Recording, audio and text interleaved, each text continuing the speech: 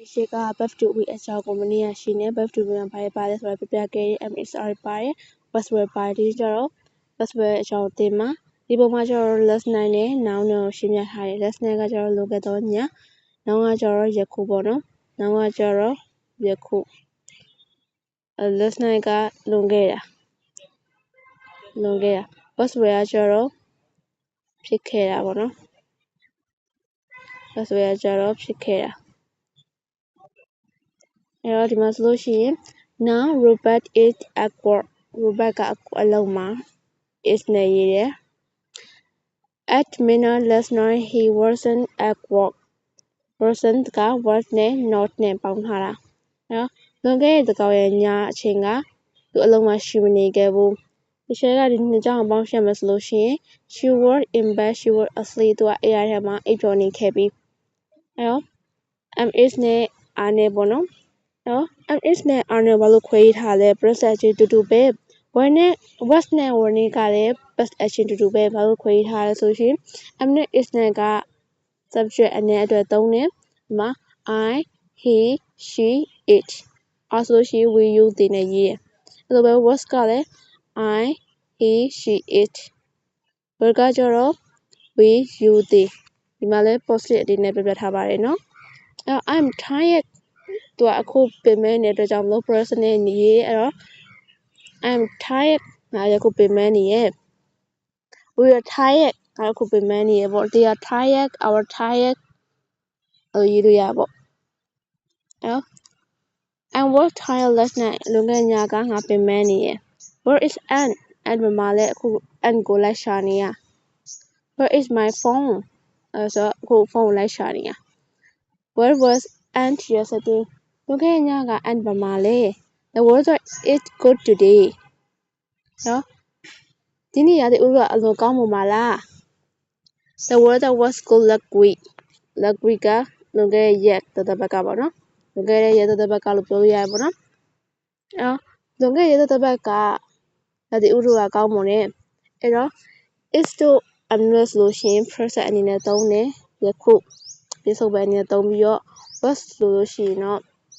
past လွန်ခဲ့တဲ့အတိတ်ကအနေနဲ့သုံးတယ်ပေါ့နော် last night last week that Monday last Sunday အဲ့လိုသုံးရတယ်ပေါ့နော်အဲ့ဆိုလို့ရှိရင် present ကကျတော့ will you they တို့သုံးရတယ်သုံးရဆိုရှင် you are late အခုနောက်ကျရနော်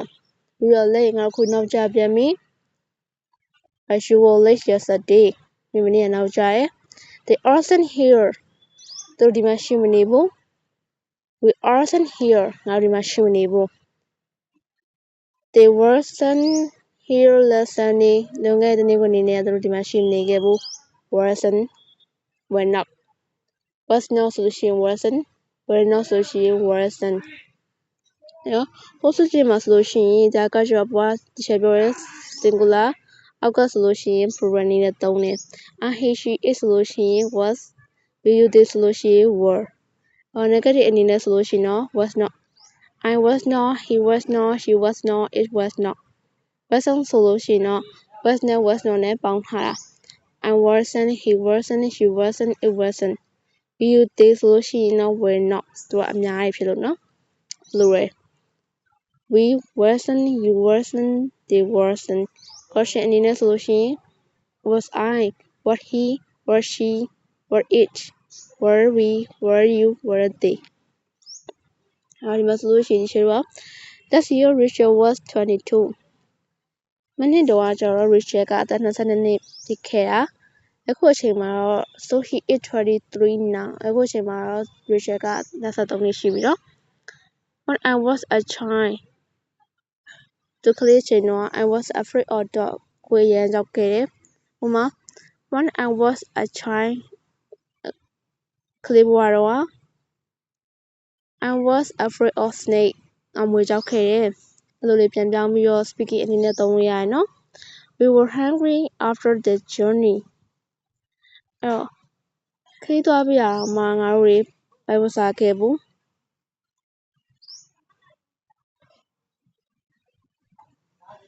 sorry ဒီချက်မှားသွားလို့ we were hungry after the journey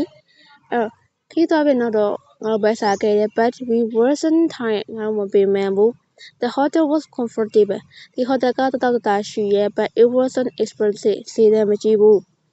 Was the weather good when you were on holiday? မင်းအားလည်းရမှာရတဲ့ဥရိကကောင်းနေသလားအဲ့ဆို question mark နဲ့ကြားထားလို့ပေါ့နော်မင်းအားလည်းရတုံးကရတဲ့ဥရိကကောင်းမနေသလား Those shoes or night definitely ရမိုက်တယ်ပဲ Were they expensive ဈေးကြီးလား Where were you late this morning ဒီမနက်ခင်းမှာမင်းဘာလို့နောက်ကျလဲအဲ့ဒီမှာက short answer Yes I was Yeah he was Yes she was Yes it was Yeah we were Yes you were Yes they were အဲ့ဆိုရှိအရင် negative အနေနဲ့ဆိုလို့ရှိရင် not အဲ့တော့ I wasn't he wasn't she wasn't it wasn't was not အဲ့တော့ I he she is ဆိုလို့ရှိရင် singular we did ဆိုလို့ရှိရင် plural was ဆိုလို့ရှိရင်အနည်းငယ်အနေနဲ့သုံးပြီးတော့ were ဆိုလို့ရှိရင်အများကြီးအနေနဲ့သုံးတယ် No we wasn't No you wasn't No they wasn't Were you late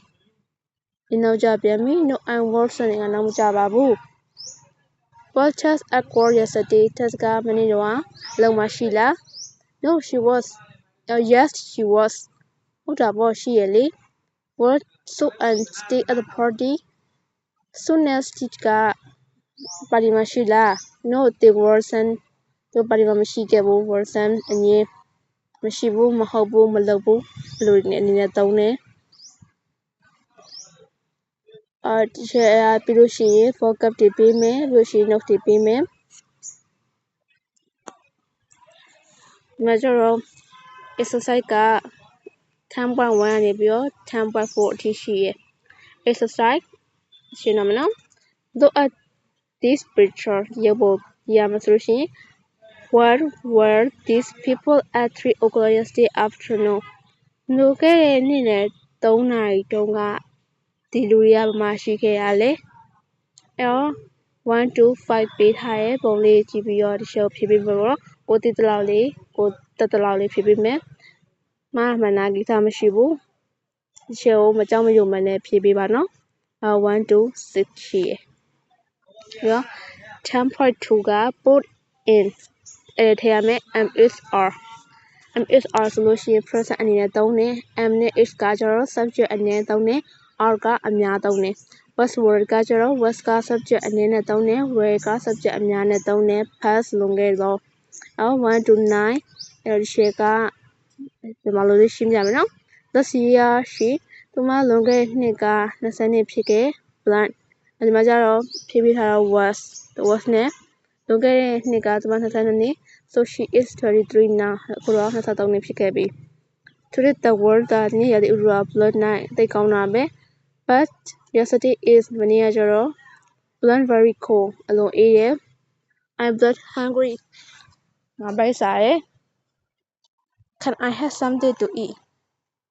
တခုခုစားလို့ရမလားfood က I feel fine this morning ငါဒီမနက်ခင်းမှာအရန်ခံစားလို့ကောင်းတယ် but ဒါပေမဲ့ I'm very tired last night လွန်ခဲ့တဲ့ညတော့အရန်ပင်ပန်းတယ် very tired were ဘာမှလဲ blood you at 11 o'clock last Friday morning လွန်ခဲ့တဲ့တောက်ချာနေမနက်က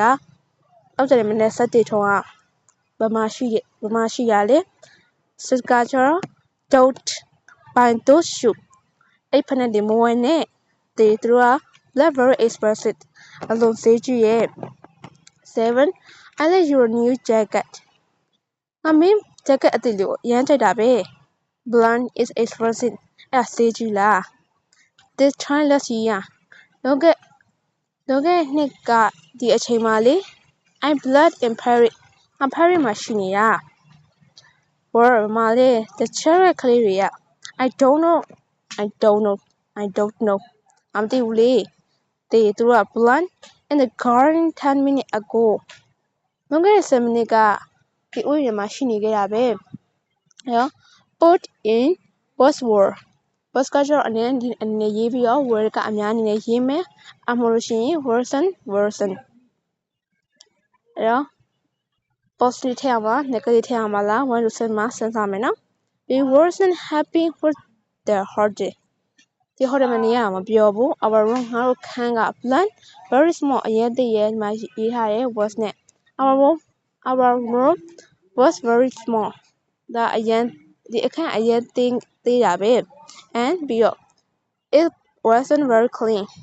တန်ရှင်းမနေဘူးပြောချင်တာကတော့ဒီပတ်နေရပေါ့အဲ့တော့ 2 to 6အဲ့ဒါကြတော့ဒီချက်မှာလို့ရှင်းပြပြီးတော့ကလေးတို့ကဖြည့်ပေးမယ်နော်ဒီချက်ကိုအဲ့တော့ 2 ကကြတော့ George ကကြတော့ plan hour last week လွန်ခဲ့တဲ့ရက်ကသူအလုံးမှာရှိရဲ့ because အဘယ်ကြောင့်ဆိုတော့ so she plan ill သူနေမကောင်းဘူး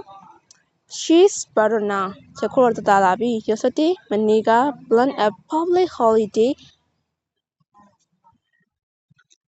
and အားလည်းရတော့ပေါ့နော်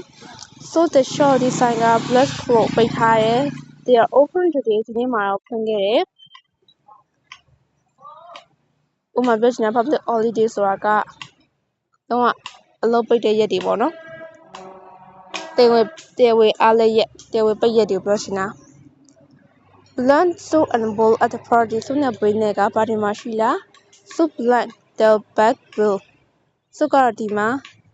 back ဒါပေမဲ့ဘေးကတော့ရှိနေကြလားမရှိနေကြလားဆိုတော့ရှိတဲ့ဒီချက်ကိုအဖြေလေးနဲ့ဖြေပေးမယ်နော် Five က where are my key အတော့ဘမှာလဲ I don't know ငါမသိဘူးဒီသူတို့ blank on the table စပွဲပေါ်မှာလေ but they are not there now ခေါ်မရှိတော့ဘူး you think blank at home last night မနေ့ညတော့လွန်ခဲ့တဲ့ညတော့အိမ်မှာရှိလား where ဘမှာလဲ let you တင်ဘမှာလဲ1 to 6ကိုနားလည်မယ်လို့ထင်တယ်ပေါ့နော်1ကလည်းပြန်ရေးပေးမယ်2 to 6ကလည်းဒီချက်အဖြေလေးဖြေပေးမှာပေါ့နော်ဟိုဘက်အနေနဲ့ exercise ကကြောက်ရမှာထပ်မှ1ထပ်မှ4အထိပဲရှိရဆိုတော့နည်းပါတယ်နော် write the question မိကုံပြန်ရေးပေးရမယ် use the word in bracket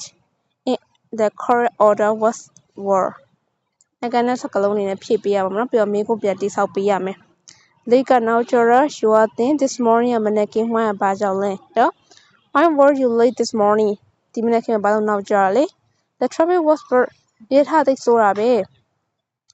မရှိရင်ရထားသုံးရရရှင်လို့လည်းသုံးရရပါတော့နော် towards your difficult ခက်ခဲလား your exam မဆောင်မခက်ခဲလားဒီမှာကျတော့ no it was easy မဟုတ်ဘူးလွယ်လေးကွာ so easy ပါဒီကကြောင့် last week လွန်ခဲ့ရတဲ့တစ်ပတ်က were မမလဲ and courage and courage ကမမလဲနော် they were on holiday သူတို့အားလည်းရလေ your new camera မိကင်မရာအသစ်က how much ဘယ်လောက်လဲ 60 pound 60 pound 60 pound တော့ပဲရှိပါတော့ pound ကကြောင့်အကျွေးငွေအကျွေးပေါ့ angry စိတ်ဒေါသထွက်နေလားစိတ်ဆိုးနေလား you မနေ့ကအတင်းမနေ့က yesterday ကကြောင့်မနေ့ကဝမ်းရဘာကြောင့်လဲ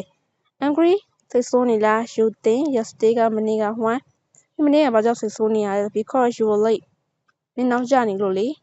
nice အလိုကောင်းတယ် the weather ရာသီဥတုက last week လောကရတဲ့တစ်ပတ်ကရာသီဥတုကောင်းလား yes it was beautiful ဟောတိတ်လှတာပဲအလိုကောင်းမွန်တာပဲအဲ့ဒီချက်ကပြောရှင် for cup day ထုတ်ပေးမယ်အဲ့ဒါကြတော့ဥမာရာသီဥတုဆိုရှင် weather အလိုကောင်းလို့ဆိုရှင် nice လို့ရှင်လွန်ခဲ့သောညဆိုရှင် last night အဲ့လိုဒီမှာလို့ပြောပြီးတော့အင်္ဂလိပ်လိုရေးစေချင်တယ်ပေါ့နော်ဒီမှာလို့အရင်တွေးပြီးတော့မှအင်္ဂလိပ်လိုပြောမယ်ဥမာ CG ရဆိုလို့ရှိရင် expressing ကကွာစလုံးပေါင်းမသိဘူးဆိုလို့ရှိရင် EHPENSIVE expressing အဲ့လိုလေးပြောပြမှာပေါ့နော်ဒီချက်တကယ်လို့မြန်သွားတာရှိလို့ရှိရင်လည်းမြန်သွားတာရှိလို့နားမလည်ရရှိလို့ရှိရင်ဒီချက်ပြန်မေးလို့ရပါပေါ့နော်